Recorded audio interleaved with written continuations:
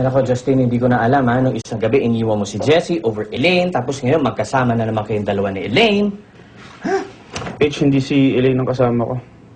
Ah, magsinungaling ka pa? Eh, si Jessie mismo nagsabi sa akin, hello.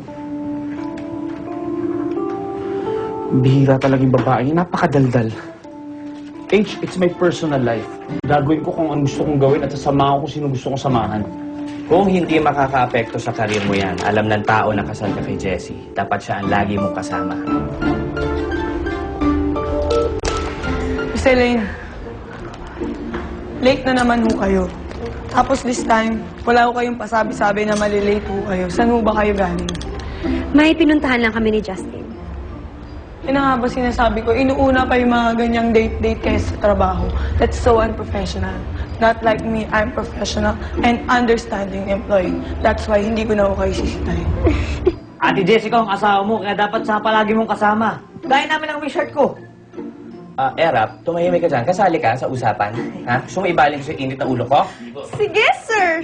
Siya na lang pagsabihan niyo para hindi na ako. Kung suntukin ko nga lang mo, tumahimik ka dyan. Going! Ano ba nangyayari sa buhay? Asa na ba ako? Dapat si Jessie lang ang tanging babaeng sinasamahan mo.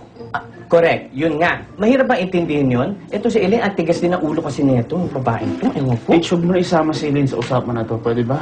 Justin, paano hindi ko isasali? Ha? Kung hindi dahil sa kanya, hindi sila nag-away ni Jessie, di ba?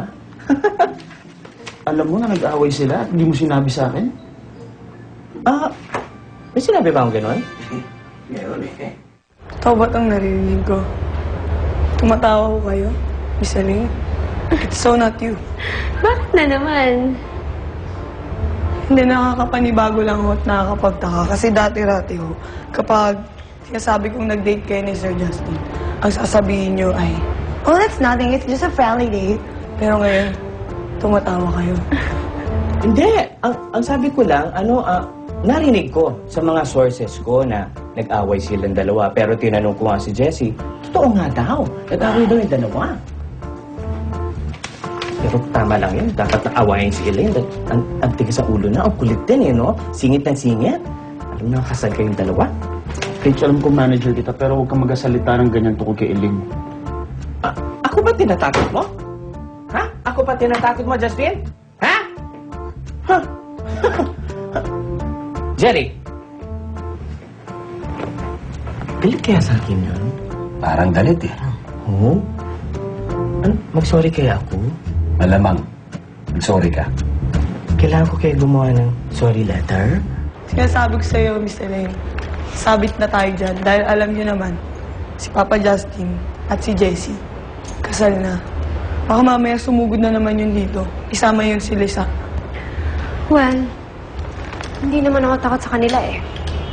Kung kailangan pag-awayan namin si Justin, then may the best woman win. Wow! Kaya nakain. Let's go, Clothes. Hi, Justin. Kumain ka na ba? Bakit mo sinabi kay H na nakita kami ni Elaine? Eh, hindi ko naman alam na hindi ko pwede sabihin eh. Malay ko ba? Engot ka? Ganon? Hindi ba alam mo na magagalit si H kapag nalaman niya? Alam mong ayaw ni H na makita kami ni Elaine. Pero sinabi mo pa rin. Eh, yun naman pala eh. Alam mo naman na bago kayo makipagkita sa isa't isa eh. Ba't ayaw mo makinig sa manager mo? Ang problema kasi sa'yo, kung ano mang gusto mo, ginagawa mo, hindi ka nag-iisip. Mali nga na nakipagkita ka kay Elaine eh. So, ang dinidiktahan mo na ako, Jessie? Ha? Bakit? Ha? Anong bakit Ano ka ba sa buhay ko? Ha? Wala kang karapatan na sabihin sa akin kung anong dapat kong gawin. At lalong wala kang karapatan pakialaman ng buhay ko.